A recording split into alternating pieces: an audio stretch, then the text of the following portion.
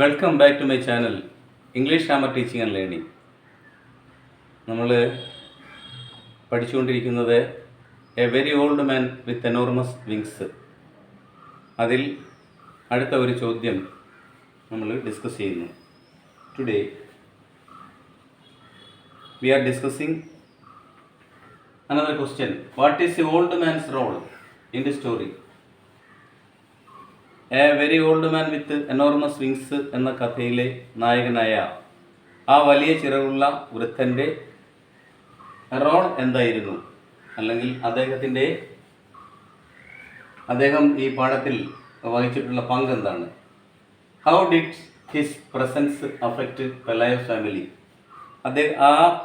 അദ്ദേഹത്തിൻ്റെ പ്രവർത്തനങ്ങൾ എങ്ങനെയാണ് നമ്മുടെ പെലായോ കുടുംബത്തെ സ്വാധീനിച്ചത്? The old man's presence sets off a chain of events. ഒരു നീണ്ട നിര പ്രവർത്തനങ്ങളാണ് ഓൾഡ് മാനിൽ നിന്ന് ഉണ്ടായിട്ടുള്ളത്. ദി ഓൾഡ് മാൻസ് പ്രസൻസ്, അദ്ദേഹത്തിൻ്റെ സാന്നിധ്യം, sets off begins a chain of events that transforms Pelayo's family. Pelayo കുടുംബത്തെ ഒരു നല്ല പരിവർത്തനം, എല്ലാ അർത്ഥത്തിലും ഒരു മാറ്റം വരുത്തുവാൻ ഈ പ്രായം ചെന്ന മനുഷ്യൻ്റെ സാന്നിധ്യം പ്രയോജനപ്പെട്ടു. പർട്ടിക്കുലർലി, പ്രത്യേകിച്ച് in terms of their economic Fortune, സാമ്പത്തികമായിട്ടുള്ള നേട്ടം ആണ് കൂടുതലായിട്ട് എടുത്തു പറയേണ്ടത്. അവർക്ക് സാമ്പത്തികമായ നേട്ടം, അല്ലെങ്കിൽ അങ്ങനെ ഒരു ഭാഗ്യം ഉണ്ടായി. His presence blurs the lines between the sacred and the mundane. യഥാർത്ഥത്തിൽ ഈ കഥയിലൂടെ നമ്മൾ പഠിക്കുന്നത് എന്താണ്?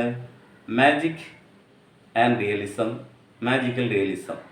അപ്പം അതിനകത്ത് മിത്തുണ്ട്, റിയാലിറ്റി ഉണ്ട്, ഓർഡിനറി ഉണ്ട്, എക്സ്ട്രാ ഓർഡിനറി ഉണ്ട്. Natural and supernatural powers are working here.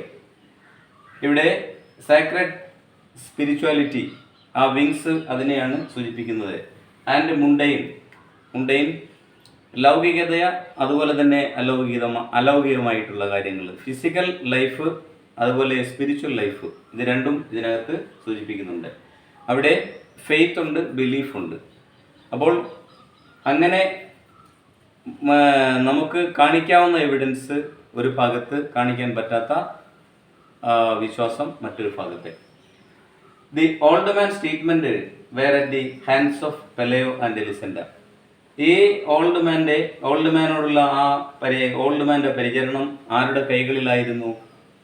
എലിസെൻ്റെയുടെയും അതുപോലെ തന്നെ പെലയുടെയും. Husband and wife treated him. The treatment serves as a commentary on human nature. അങ്ങനെ ഈ പ്രായം ചെന്ന മനുഷ്യനെ അവർ ട്രീറ്റ് ചെയ്തു. യഥാർത്ഥത്തിൽ എന്തിൻ്റെ ഒരു വ്യാഖ്യാനമായിരുന്നു?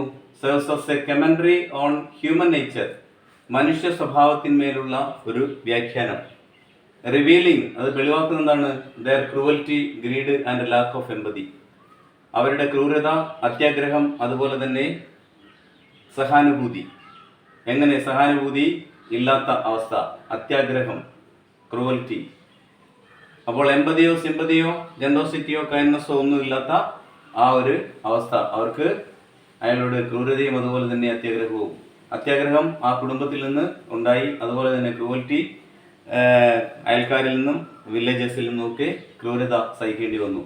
ഇതൊക്കെയാണ് യഥാർത്ഥത്തിൽ ജീവിതത്തെ ഈ രീതിയിലൊക്കെ വ്യാഖ്യാനിക്കുകയാണ് യഥാർത്ഥത്തിൽ ഈ സ്റ്റോറിയിലൂടെ നമ്മൾ ഗബ്രിയേൽ ഗാർസിയ മാർക്കസ് അവതരിപ്പിക്കുന്നത്.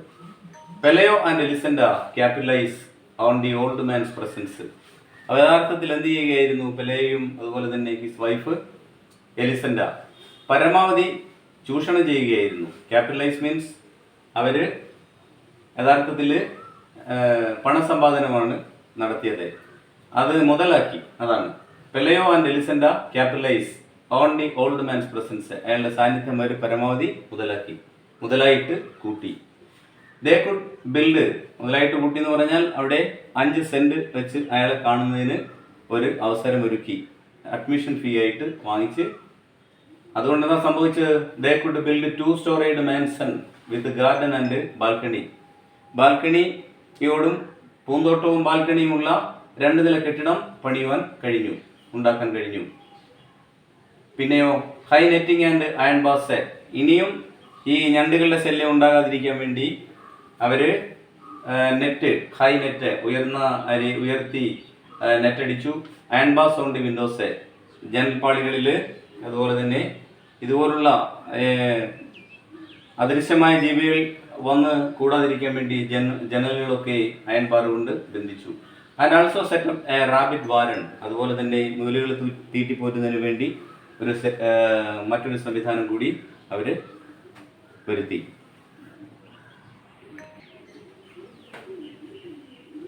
എലിസൻഡ bought some satin pumps with high heels and many dresses of iridescent silk.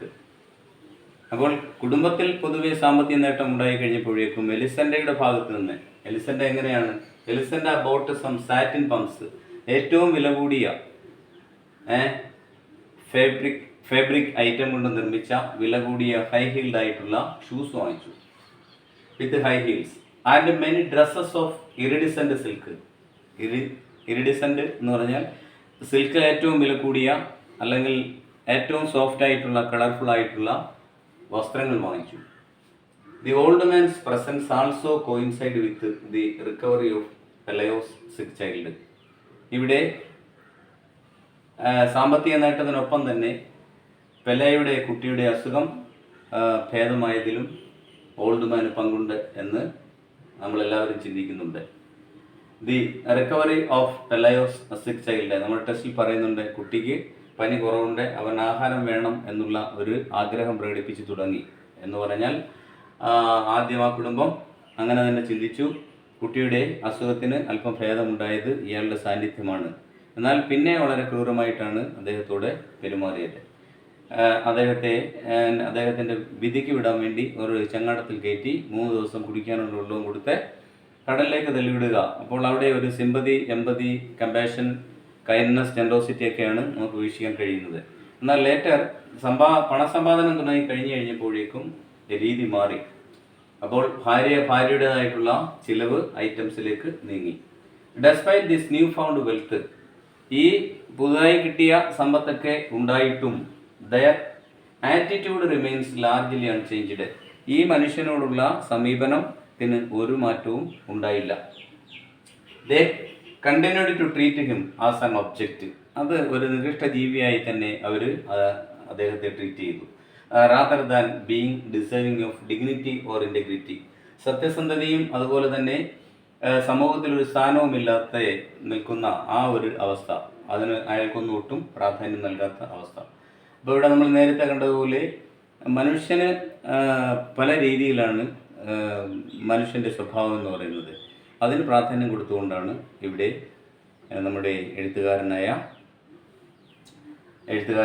ഇതെല്ലാം പ്രകടിപ്പിക്കുന്നത്. അല്ലെങ്കിൽ ഇതിലൂടെ ഒരു മൊത്തത്തിൽ നമ്മൾ ഒരു അവലോകനം നടത്തുമ്പോൾ മനുഷ്യ ജീവിതത്തിൻ്റെ ഒരു വ്യാഖ്യാനമായിട്ട് ഈ സ്റ്റോറിയെ നമുക്ക് വിലയിരുത്താൻ പറ്റും. അതിൽ നായകനായ ഓൾഡ് മാനും അതുപോലെ തന്നെ ആ കുടുംബത്തിലെ പെലയോ അതുപോലെ തന്നെ അദ്ദേഹത്തിൻ്റെ വൈഫ് എലിസൻ്റെയും എങ്ങനെയാണ് പെരുമാറുന്നത്, ജനം എങ്ങനെയാണ് പെരുമാറുന്നത്. ഹ്യൂമൻ നേച്ചർ ആർ ഇൻഡിഫറൻറ്റ്, അതിൻ്റെ ഏറ്റവും ഉത്തമ ഉദാഹരണമാണ് നമ്മുടെ ഈ story. I hope that you understood what is the role of this old man, a very old man with enormous wings. Thank you so much. Please share, subscribe and support me.